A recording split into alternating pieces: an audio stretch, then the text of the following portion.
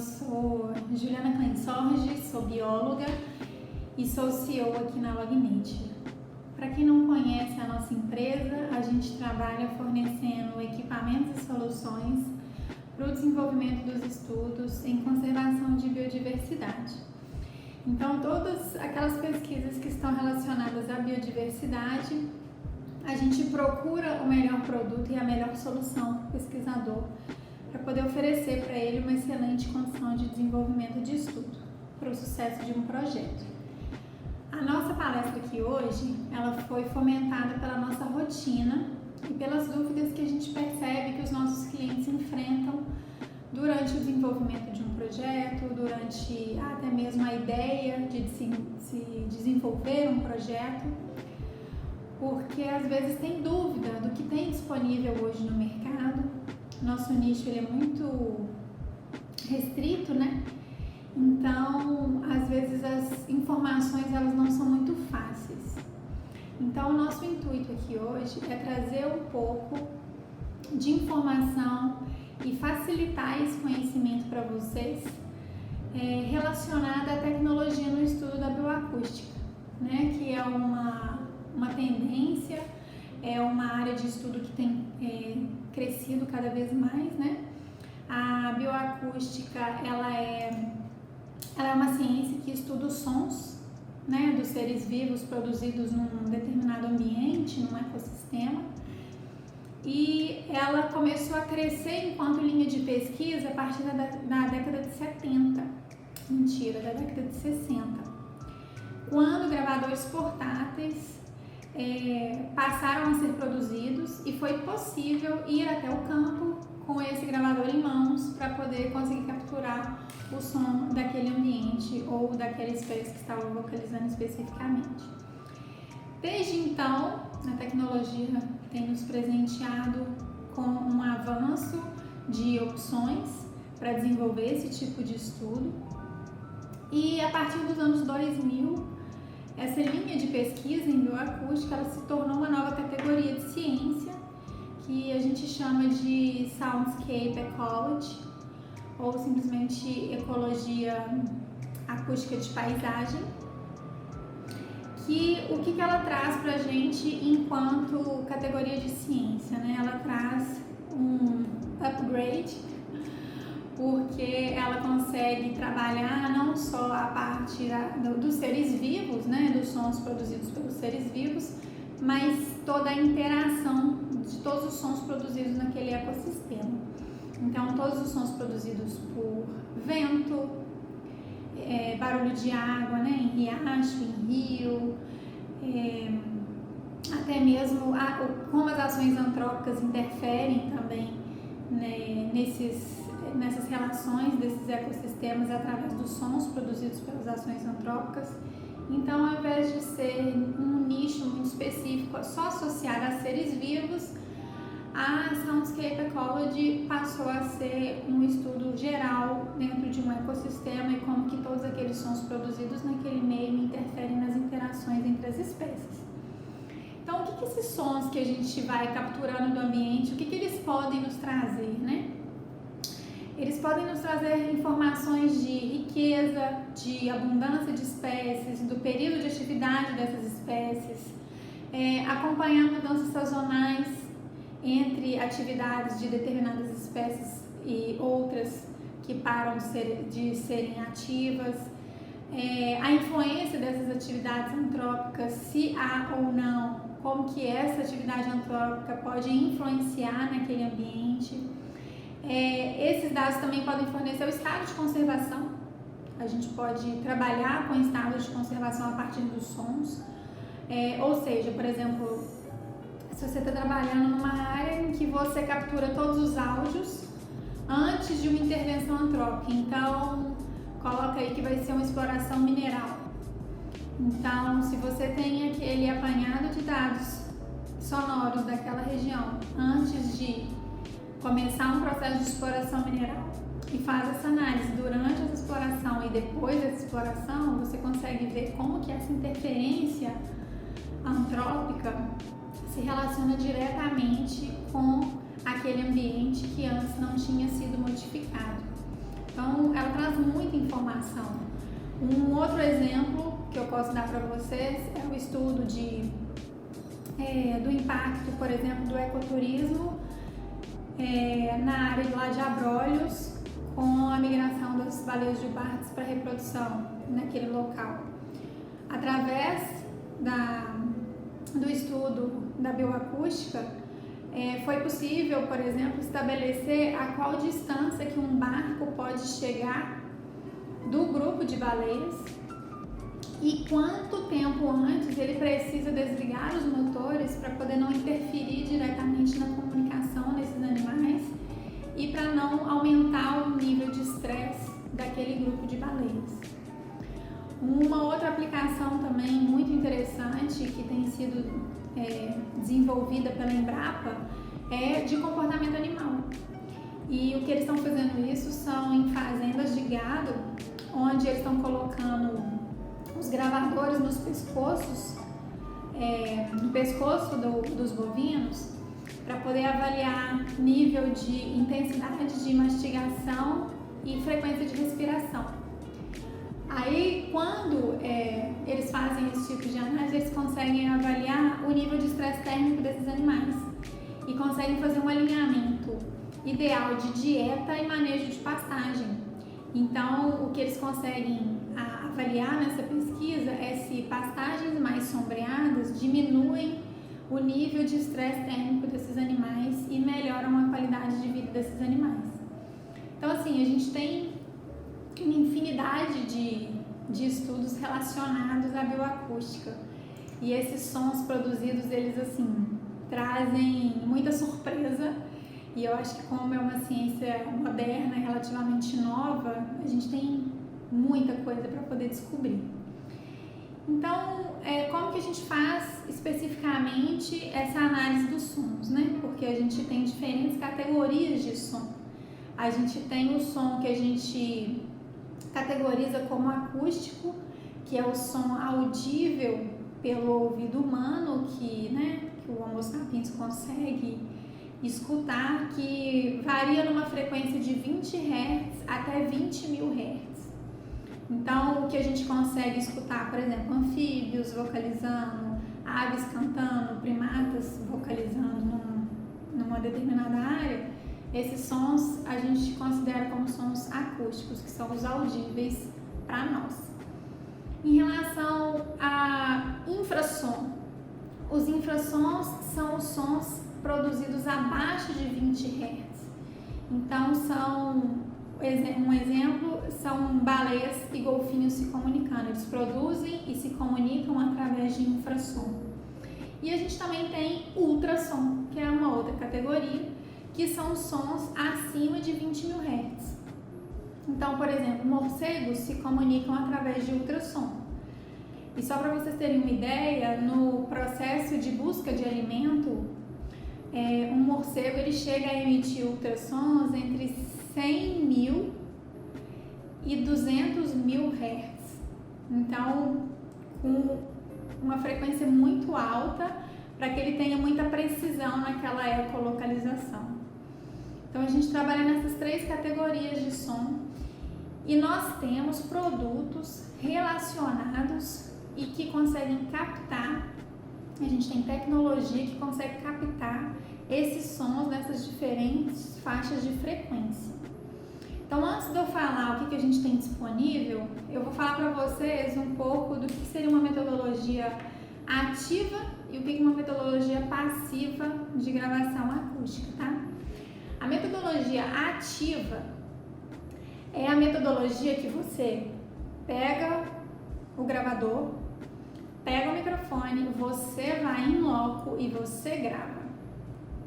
Você está ali no local, naquele período, gravando aqueles sons emitidos naquele ambiente. Como toda metodologia, existem vantagens e desvantagens. Qual que é a vantagem de uma metodologia ativa? A vantagem de uma metodologia ativa é de que você está naquele momento, naquele local, direcionando o som que você vai pegar. E você consegue regular a qualidade do áudio que está entrando no gravador, porque você está escutando na hora. Só que a gente tem algumas desvantagens em relação a isso, né? Primeiro que a presença humana, ela pode interferir na interação entre as espécies, no comportamento daquelas espécies e nos sons produzidos por elas. Então, a presença humana é um fator de interferência. E um outro ponto também é que você só tem a amostragem daquele período que você estava ali. Você não consegue ter um espectro maior, temporal, em relação a todos os sons que são produzidos naquele local. Então, talvez uma determinada espécie que não estava em atividade naquele período, pode ser que ela esteja em outro período, mas não foi possível o registro porque você não estava ali no momento em que ela passou a atividade dela através dos sons, através de uma vocalização ou de um canto, né? E a gente tem a forma passiva de gravação. A forma passiva de gravação é o quê? Você pega um gravador, você instala esse gravador, coloca ele numa árvore, programa esse gravador e ele fica lá gravando sons pelo período que você determinou. Então, você vai ter um espectro muito maior, né, dentro das vantagens e desvantagens. A vantagem é que você tem um espectro muito maior, temporal, e você tem a captura do som genuíno daquele ecossistema de todas as interações. Porque como não há presença humana ali, a gente tem menos uma interferência, então a gente consegue saber exatamente a atividade genuína daquelas espécies e essas interações, como que elas acontecem. E uma outra vantagem também é que você consegue estabelecer períodos de gravação dependendo do produto que você usa, dependendo do equipamento que você tem. Agora, uma desvantagem é que você não consegue captar áudios de maneira muito direcional. Então, dependendo do seu trabalho, dependendo da forma em que você está desenvolvendo o seu projeto, o interessante é você capturar áudios das duas maneiras, da ativa e da passiva. Vou dar um exemplo que você está descrevendo o canto de uma espécie. Aí, se você usa metodologia passiva, você consegue saber de fato os períodos de atividade, qual que é o padrão de vocalização daquele animal. E aí, quando você passa a definir que você vai trabalhar com aquela espécie e que você precisa de uma qualidade de áudio bem direcionada, muito boa para você descrever aquele canto, aí sim você vai ativamente ao campo e trabalha com aquele gravador na mão com um microfone para você ter aquele registro maravilhoso de áudio que você consegue fazer a descrição perfeita do canto daquela espécie. Então, né, como toda escolha, a gente, na vida, assim que eu falo, a gente escolhe uma coisa sabendo que a gente está abrindo mão de outra. Então, para a gente poder definir qual que é a melhor metodologia, a gente precisa ver o que nos favorece mais em termos de dados para o projeto que a gente está desenvolvendo. Então, vamos falar sobre os equipamentos, né? Eu vou falar sobre o que a gente tem aqui, sobre as possibilidades que a gente tem atualmente em relação à tecnologia. Vou colocar aqui para vocês, por exemplo, o que a gente tem enquanto equipamentos acústicos audíveis ao ouvido humano, né? A gente tem desde gravadores simples, que são os gravadores da Sony, que você está vendo a foto dele aí, que são gravadores para um início de uma pesquisa, para um trabalho básico, eles vão ser perfeitos. A gente tem o Zoom, esse aqui é um gravador profissional, que ele é ótimo, ele tem a entrada para diferentes microfones, então você pode usar e abusar dele. Esse aqui é um que a gente trabalha aqui na loja, inclusive a gente grava o Bionote com ele. Tem também o Marantz, que é um excelente gravador, tem o Tascam, tem os microfones direcionais que você está vendo na foto aí, duas marcas que são muito boas, que é o Sennheiser e o Yoga. Então são duas categorias diferentes de microfone, um pouco mais acessível, que é o Yoga, e o Sennheiser, que é um pouco mais caro, mas são excelentes também. Então tudo vai depender do tipo de trabalho que você está fazendo.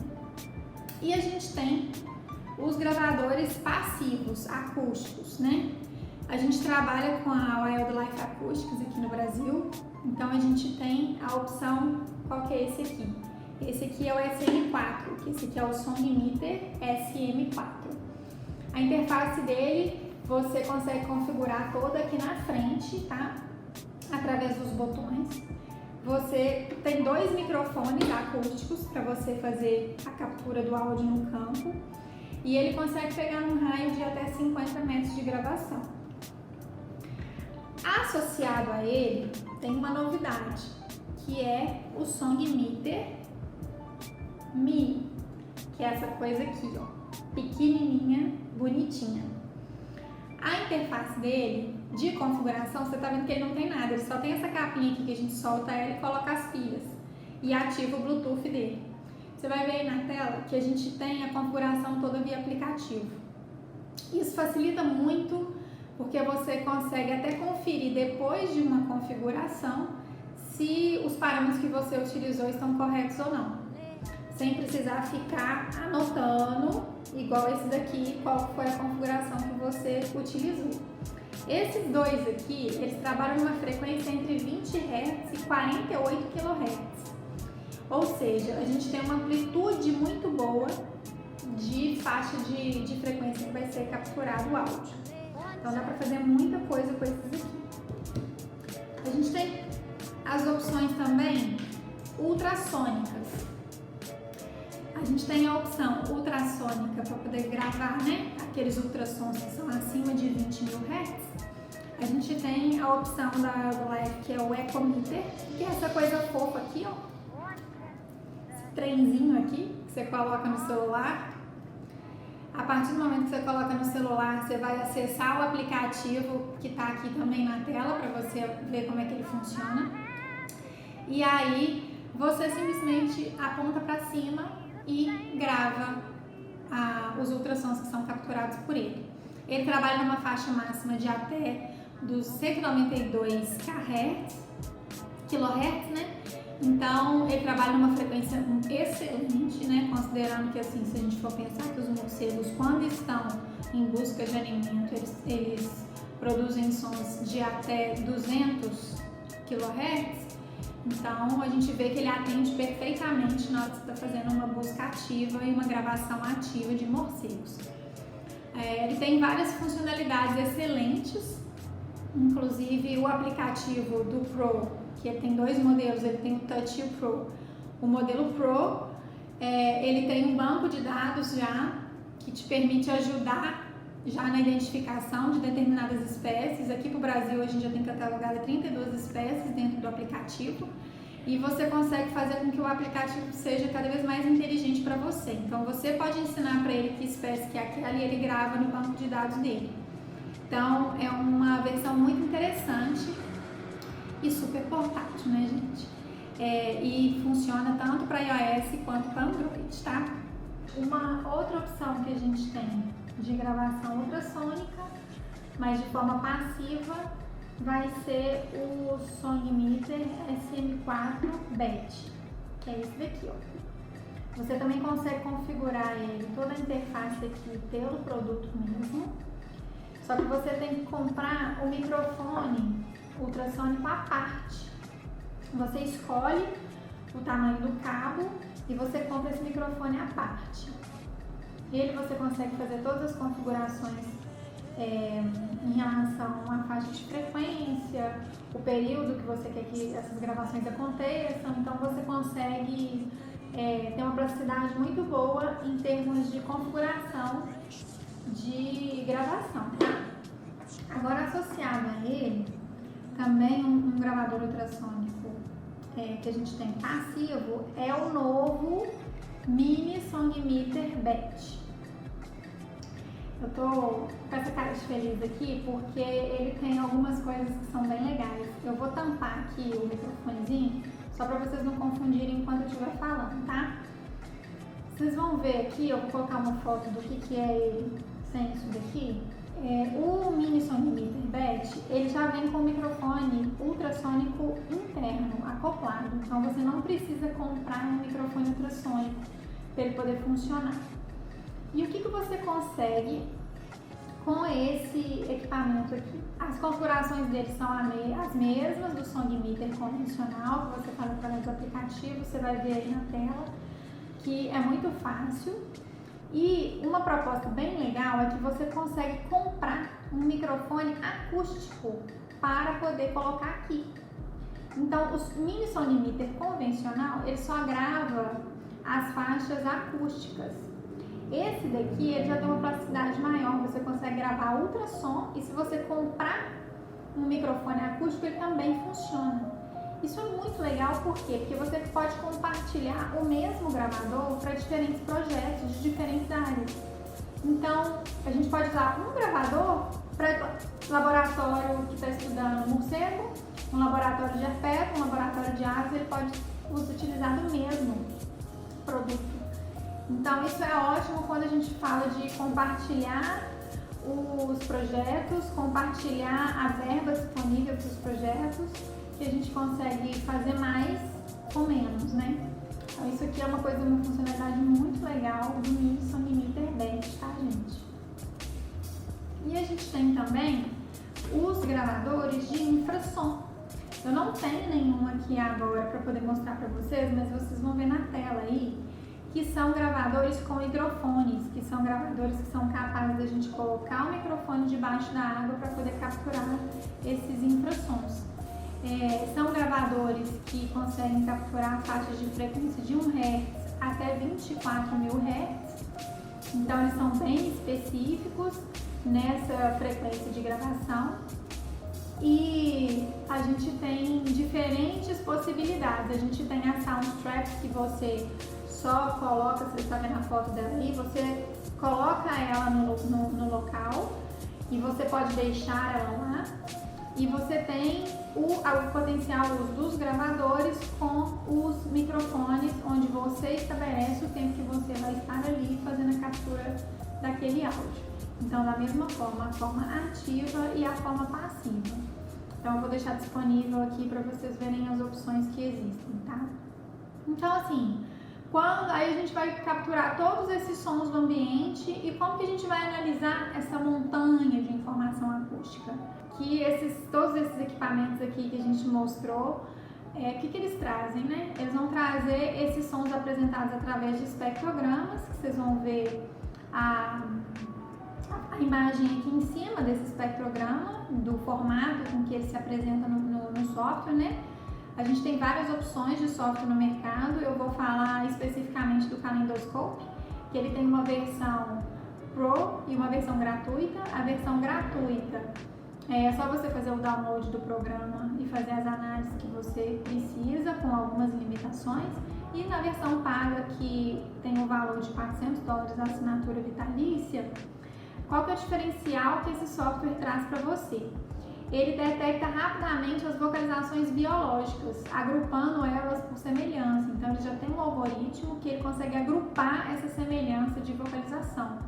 Então, isso facilita na descoberta eficiente das espécies de interesse e facilita muito na triagem, porque a gente passa muito tempo fazendo essa triagem de áudio, né? Então, ele facilita muito para poder fazer essa diferenciação, por exemplo, do que é áudio mecânico e do que é áudio que de fato te interessa, que são as vocalizações que você pode estar trabalhando. Sobre as informações que eu gostaria de trazer para vocês, eu acho que é isso. Eu queria dar um recado especial nesse finalzinho aqui da palestra. Gostaria de falar para vocês o seguinte: o profissional do futuro, se você está no início ou no meio da sua carreira, e é um futuro muito breve, a gente precisa de profissionais que são capazes de fazer análise de dados, que sejam capazes de ter o olhar crítico e interpretar os dados que são coletados. Porque cada vez mais a tecnologia nos ajuda na captura desses dados no campo. Então, a nossa condição enquanto pesquisador é ser capaz de interpretar isso, né? O que eu faço com esses dados que eu tenho na mão? Então, o que eu faço com essas informações? O que elas podem me trazer? Então, se você for se capacitar, se capacite nisso, nessa condição de análise, tá? E uma outra coisa é que eu gostaria de só compartilhar com vocês uma visão que eu tenho aqui internamente, que é: busque uma profissão em que você tenha prazer de exercer. Não existe mercado saturado para um bom profissional, gente. Não existe. Então, assim, se você vai se dedicar, não procure um emprego só para você ter o salário no final do mês. Procure um trabalho em que você possa se realizar através desse trabalho. Eu tenho certeza que a sua vida vai valer muito mais a pena, os seus dias vão ser mais felizes, mais produtivos, e você vai ter uma outra visão em relação ao que é trabalho, que não é sacrifício, que não é sofrimento. O trabalho pode te dar prazer e você pode se realizar através dele. Seja esse profissional que traga a diferença, que faça a diferença dentro do ambiente que ele se dispõe a frequentar todos os dias, né? A gente passa a nossa juventude fazendo isso, a gente passa a nossa juventude trabalhando. Então, que você possa fazer cada vez mais o seu melhor. Espero que vocês tenham gostado. Aproveite as outras palestras do Congresso. Todos os nossos contatos estão aqui. Um abraço, um beijo para todo mundo. Tchau!